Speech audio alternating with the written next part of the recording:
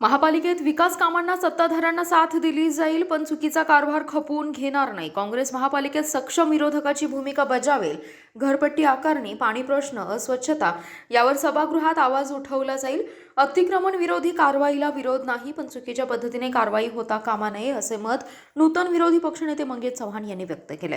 महापालिकेतील काँग्रेसचे गटनेते तथा महापालिकेचे विरोधी पक्षनेते म्हणून मंगेश चव्हाण यांनी काँग्रेसचे नेते डॉक्टर जितेश कदम, काँग्रेसचे शहर जिल्हाध्यक्ष राजेश नाईक यांच्या उपस्थितीत पदभार स्वीकारला.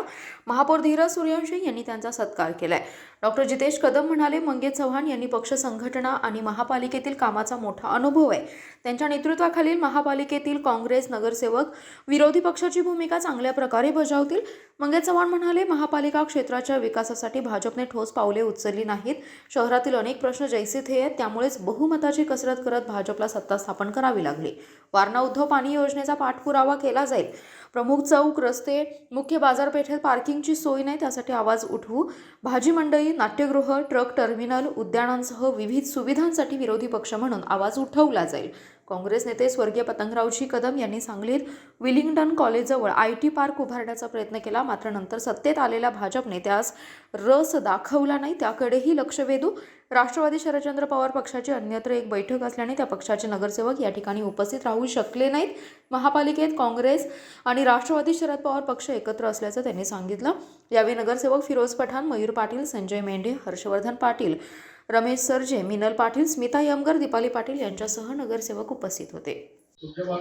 आज सांगली महानगरपालिकेमध्ये काँग्रेस पक्षाच्या वतीने ज्यांनी या महानगरपालिकेमध्ये अतिशय ताकदीने लढत त्या ठिकाणी केली आणि गेले अनेक वर्षाचा अनुभव ज्यांच्या पाठीशी झालेला आहे, असे मंगेश चव्हाण ज्यांनी युथ काँग्रेसच्या कारकिर्दीपासून सुरुवात केली, ते फार नगरसेवक पदामध्ये तिसरी टर्म त्यांनी पूर्ण करून त्या ठिकाणी आता विरोधी पक्ष नेत्याची जबाबदारी त्यांच्यावर पक्षाने डॉक्टर विश्वजित कदम साहेबांच्या नेतृत्वाखाली त्या ठिकाणी आपण सोपवलेली आहे.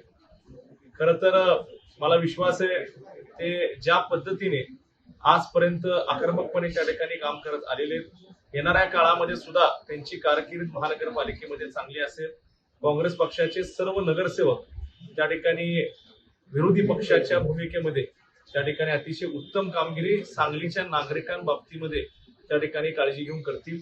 सांगलीतले जे काही प्रश्न वर्षोनवर्ष प्रलंबित राहिलेले आहेत, त्या सगळ्या प्रश्नांना वाचा फोडण्याचं काम येणाऱ्या काळामध्ये सभागृहामध्ये आमचे सर्व पक्षाचे नगरसेवक करतील, हा विश्वास मला वाटतो. खरं तर आज 18 फेब्रुवारी आणि आम्ही छत्रपती शिवाजी महाराजांच्या पुतळ्याला त्या ठिकाणी हार अर्पण करून त्या ठिकाणी आज वर आलो. डॉक्टर बाबासाहेब आंबेडकरांना त्या ठिकाणी नतमस्तक होऊन आज ह्या कारकिर्दीला आमची सर्व मंडळी सुरुवात करते, याचा मला आनंद आहे. आणि येणाऱ्या काळामध्ये सांगलीच्या सर्वसामान्य नागरिकांसाठी कायम आम्ही सर्वजण तत्पर राहू, हा विश्वास मला वाटतो. धन्यवाद.